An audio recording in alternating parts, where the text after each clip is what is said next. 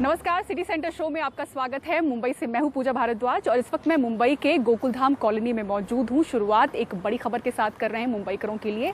BMC ने आज एक अहम ऐलान किया है। जो रिहायशी इमारतें आप देख रहे हैं, बड़ी सोसाइटीज जो हैं, यहां पर वैक्सीनेशन का कार्यक्रम हो सकेगा। तो मुंबईकरों के लिए बड़ी बात यह है कि अब आपको वैक्सीनेशन सेंटर पर जाकर कतार में खड़े होने की जरूरत नहीं पड़ेगी। जल्द ही हाउसिंग सोसाइटीज में वैक्सीनेशन की सुविधा उपलब्ध कराई जा सकेगी।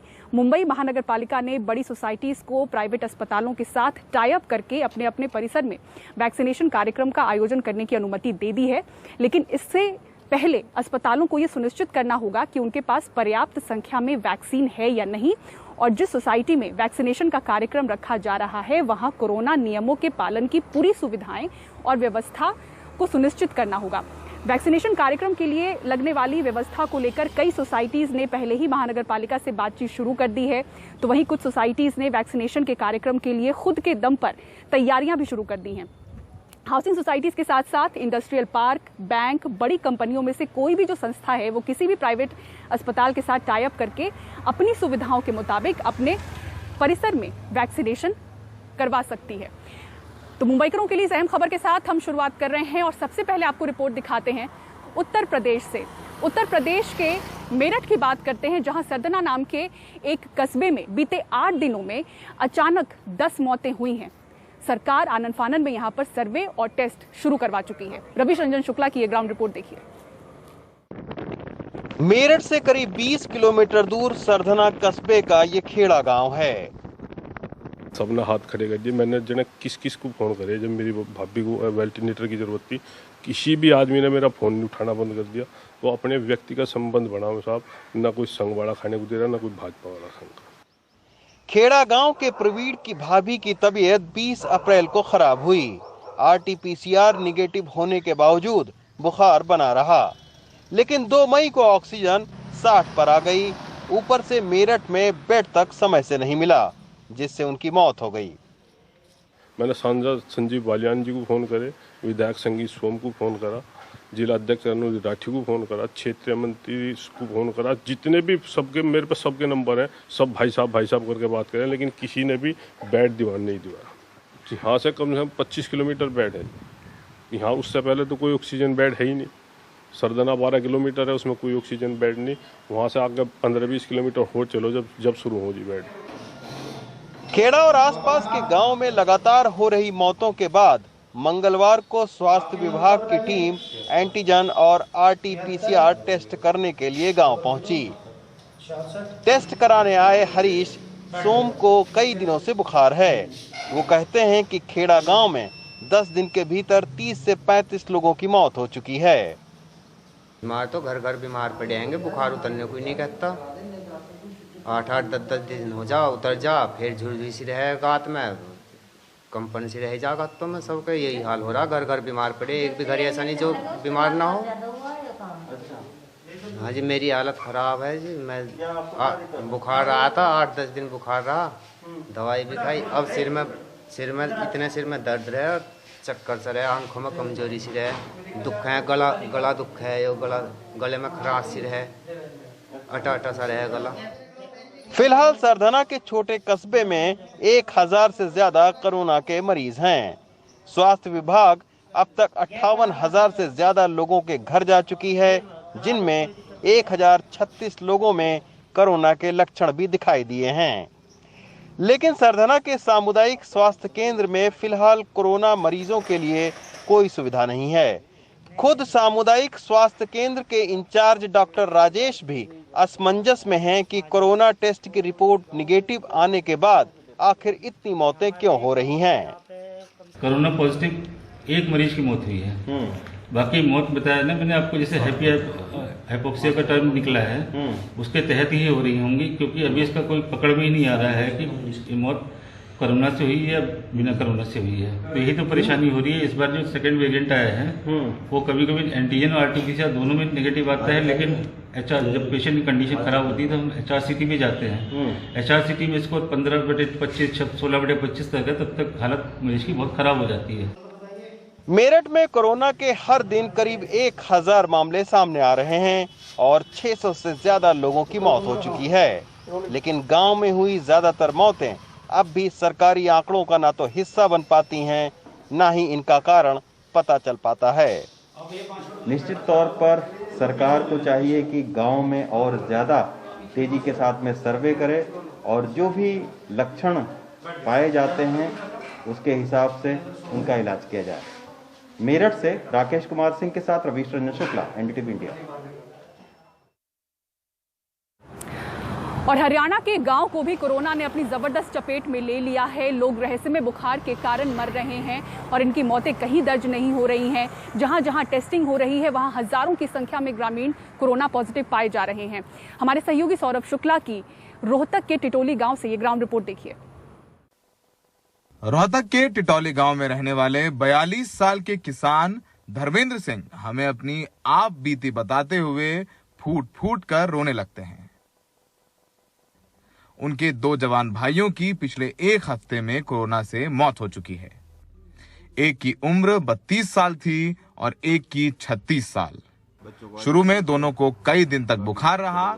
जब सांस लेने में तकलीफ हुई तो कई दिनों तक अस्पतालों में बेड नहीं मिला और जब बेड मिला तब बहुत देर हो चुकी थी। सरकार कह रही है कि इनको प्राइवेट को मत दो, हॉस्पिटल वालों को दो, और हमारे पाबंदी लगा दी। फिर लास्ट में बहुत दिक्कत होगी और एडमिट करवाए तो इतने में चेस्ट चारों तरफ से घेर लिया था बीमारी ने और 4-5 दिन के बाद हमारे दोनों भाइयों की डेथ हो गई थी। टाइम पे एडमिट होते तो बच जाते थे। पूरे टिटोली गांव में मातम पसरा है। सरकारी आंकड़ों की माने तो पिछले 10 दिनों में 18 ग्रामीणों की कोविड से मौत हो चुकी है। लेकिन गांव के सरपंच का कहना है कि पिछले 2 हफ्तों में 40 लोगों की जान जा चुकी है, लेकिन टेस्टिंग ना होने के कारण इन मौतों में कोरोना की पुष्टि नहीं हो पाई। हम ये मान रहे 90% कोरोना से मर रहे हैं। अच्छा, हाँ, यही लक्षण है। और जो गांव में थे जो टेस्ट नहीं करा पाए, जो गरीब आदमी है दाखिल भी नहीं हो पाए कहीं, वो कोरोना के पेशेंट थे। हरियाणा सरकार ने भी स्वीकार कर लिया है कि कोरोना गांव में पैर पसार चुका है। हरियाणा सरकार ने गांव में कोरोना को रोकने के लिए 8000 टीमें बनाई हैं। अभी तक शहरों में ही ये ज्यादा फैला हुआ था कोविड। कोरोना के फैलाव का अब पिछले 3 दिन से इंडिकेशंस आ रहे हैं कि गांव में भी तेज गति से बढ़ने लगा है।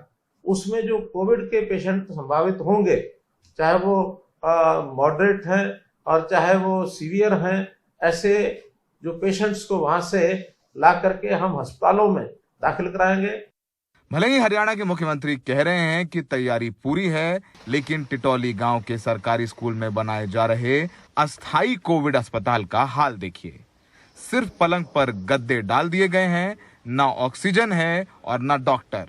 हर रोज ग्रामीणों को आश्वासन दिया जाता है कि इसे जल्द शुरू किया जाएगा।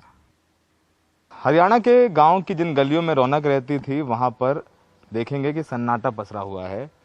घरों में मातम है। हर घर में किसी न किसी को बुखार आ रहा है। हर रोज लोगों की मौतें हो रही हैं। कुछ की पुष्टि हो गई कोरोना की, कुछ कह रहे हैं कि रहस्यमयी बुखार आया और फिर जान निकल गई। फिलहाल टेस्टिंग ना के बराबर है, वैक्सीनेशन हो नहीं रहा। देश के गांव को प्रशासन ने राम भरोसे छोड़ रखा है। रोहतक के टिटोली गांव से सहयोगी शशिकांत झा और राहुल के साथ सौरभ शुक्ला, एनडीटीवी इंडिया। और मुंबई महाराष्ट्र में लगातार संक्रमण के मामले कम हो रहे हैं। अगर महाराष्ट्र की बात करें तो एक वक्त में 68,000 से ज्यादा रोजाना मामले देखे जा रहे थे, लेकिन अब 40,000 के करीब मामले आ रहे हैं, यानी कि 40% संक्रमण के केसेस में कमी देखी जा रही है। लेकिन अभी भी महाराष्ट्र के जो विदर्भ क्षेत्र के कुछ जिले हैं वहां पर पॉजिटिविटी रेट 70 और 80% के पार है। इंडियन मेडिकल एसोसिएशन ने अंदेशा जताया है कि कुछ जिलों में वायरस का म्यूटेशन जारी है। ऑक्सीजन रेल और टैंकरों का नागपुर पहुंचना जारी है। चौराहों नुक्कड़ों पर रैंडम टेस्टिंग भी बढ़ी है। अस्पतालों के बाहर अब पहली जैसी तस्वीर नहीं। संक्रमण के हालात नागपुर में कुछ समय से बेहतर हुए हैं, लेकिन नागपुर वाले विदर्भ क्षेत्र के कुछ जिलों में हालात चिंताजनक हैं। विदर्भ के कुछ जिले 70%, यहां तक कि 80% पार संक्रमण दर दर्ज कर रहे हैं। भंडारा 82%, चंद्रपुर 70%, वर्धा 71% और गढ़चिरौली जिले ने 61% संक्रमण दर दर्ज किया है। महाराष्ट्र का जो विदर्भ का इलाका है वहां पर जो परिस्थिति है वो बहुत ही चिंताजनक है। वहां पर कई जिलों में जैसे कि अमरावती, भंडारा, चंद्रपुर, वर्धा, गढ़चिरौली, इन जिलों में इन्फेक्टिविटी रेट बढ़ रहा है। यहाँ पर अमरावती, भंडारा ऐसे जगह पर जो लॉकडाउन था काफ़ी दिनों तक था, कम से कम 70 दिनों से ये उनका वहाँ पर निर्बंध जो है वो शुरू ही है। फिर भी मरीजों के आंकड़े जो है वो नियंत्रण में नहीं आ रहा है। डॉक्टरों की सबसे बड़ी संस्था इंडियन मेडिकल एसोसिएशन महाराष्ट्र के प्रवक्ता कहते हैं कि विदर्भ के कुछ जिलों में वायरस में नए म्यूटेशन की आशंका है, जिसके कारण संक्रमण पर काबू नहीं हो पा रहा। दिसंबर में ही पाया गया था कि जो ब्रिटेन से म्यूटेंट वायरस आया था वो अमरावती में पाया गया था और बाकी के जो विदर्भ के जिले हैं वहां भी वो म्यूटेंट वायरस पाया गया था। अभी हो सकता है कि काफी तादाद बढ़ने के बाद इस म्यूटेंट वायरस में और भी म्यूटेशन हुआ हो सकता है और उससे ये कोई और नया वायरस तो नहीं, इसकी आशंका आने लगी है। और इसके लिए ये जो जिले हैं वहाँ के जो पॉजिटिव मरीज है उनके सैंपल्स लेके उनका जीनोम सीक्वेंसिंग करके ये नए म्यूटेंट की आशंका दूर करनी चाहिए और इसके लिए जो है वो कॉन्टैक्ट ट्रेसिंग है वो काफ़ी बढ़ाना चाहिए। अभी तक तो है जो 5 तक जा रहा है वो कम से कम 20 तक जाना चाहिए। विदर्भ के ही यवतमाल और अमरावती जिले के सैंपल से डबल म्यूटेशन वायरस का पता चला था। इस नई लहर में संक्रमितों के अंदर कितने म्यूटेशन वाला वायरस पहुंचा है, इस पर पुख्ता जानकारी का इंतजार है। नागपुर से विनय शुक्ला के साथ मुंबई से पूजा भारद्वाज, एनडीटीवी इंडिया। और बुधवार से लगभग पूरे दक्षिण भारत में लॉकडाउन लग जाएगा। जिस तरह से लॉकडाउन बढ़ रहा है उससे अर्थव्यवस्था पर संकट का साया गहराता जा रहा है। रेटिंग एजेंसी की ताज़ा रिपोर्ट में कहा गया है कि भारत की विकास दर पहले के अनुमानित 11% से 8.2% तक गिर सकती है। मंगलवार को तेलंगाना के मुख्यमंत्री ने बुधवार सुबह 10 बजे से पूरे राज्य में 10 दिन के लॉकडाउन का ऐलान कर दिया। यानी अब लगभग पूरा दक्षिण भारत अगले कुछ दिन लॉकडाउन में रहेगा। अर्थव्यवस्था पर नजर रखने वाली संस्था क्रिसिल ने अपनी ताजा रिपोर्ट में आगाह किया है कि अगर मई 2021 के अंत तक कोरोना की लहर चरम पर पहुंचती है तो जीडीपी की विकास दर अनुमानित 11% से गिरकर 9.8% रह जाएगी। लेकिन अगर कोरोना की लहर जून 2021 के अंत तक चरम पर पहुंचेगी तो जीडीपी विकास दर अनुमानित 11% से गिरकर सिर्फ 8.2% रह जाएगी। क्रिसिल के मुताबिक पहली लहर के मुकाबले कोरोना की दूसरी लहर के दौरान लॉकडाउन कम सख्त है, लेकिन उसकी फ्रीक्वेंसी ज्यादा है। रेटिंग एजेंसी ने जीडीपी की बेस फोरकास्ट को 11% पर बहाल रखा है, लेकिन उसके नीचे गिरने का अंदेशा भी जताया है।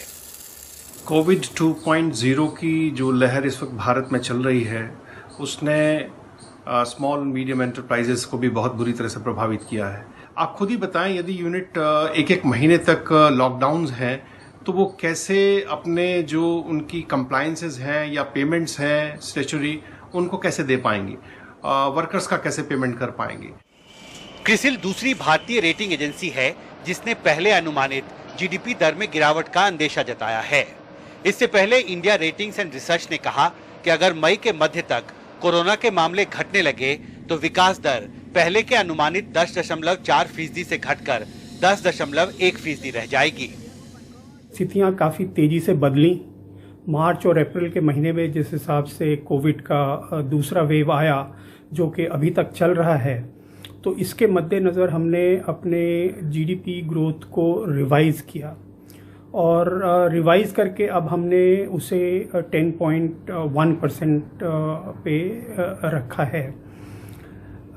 मूल स्थिति ये है कि ये जो सेकेंड वेव ऑफ कोविड-19 है, इसका जो असर है वो पहले वेव से कहीं ज़्यादा व्यापक है। तेलंगाना में लॉकडाउन के ऐलान के साथ ही दक्षिण भारत के साथ साथ अब पूरे देश में आर्थिक दृष्टिकोण से महत्वपूर्ण लगभग सभी राज्यों में लॉकडाउन लगाया जा चुका है। जाहिर है इस लॉकडाउन का बिजनेस और व्यापार पर देश के एक बड़े हिस्से में असर पड़ना शुरू हो गया है और अब कोरोना महामारी का साया एक बार फिर भारतीय अर्थव्यवस्था पर गहराता जा रहा है। दिल्ली से हिमांशु शेखर, एनडीटीवी इंडिया। और दिल्ली के उप मुख्यमंत्री मनीष सिसोदिया ने वैक्सीन की किल्लत को लेकर केंद्र सरकार पर एक बार फिर से हमला बोला।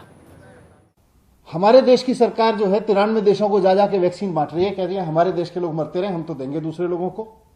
कह रहे दिल्ली सरकार को इंटरनेशनल टेंडर करना चाहिए था, ग्लोबल टेंडर करना चाहिए था और वैक्सीन ले आनी चाहिए थी। शर्म नहीं आती है भारतीय जनता पार्टी के नेताओं को यह कहते हुए कि भारत सरकार कुछ नहीं करेगी, केंद्र सरकार कुछ नहीं करेगी, केवल राज्य जाएं, इंटरनेशनल कम्युनिटी में जाके खड़े हों और ग्लोबल टेंडर के जरिए वैक्सीन लेके आ जाएं। फिर भारत सरकार क्या करेगी? इंटरनेशनल कम्युनिटी में भारत की नाक कटवा दी। भारत नहीं दिख रहा, दिल्ली दिखनी चाहिए, उत्तर प्रदेश दिखना चाहिए, हरियाणा दिखना चाहिए, बिहार दिखना चाहिए।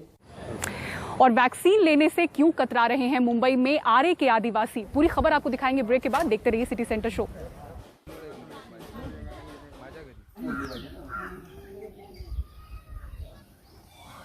त्यांचं ऑफिस आहे ना।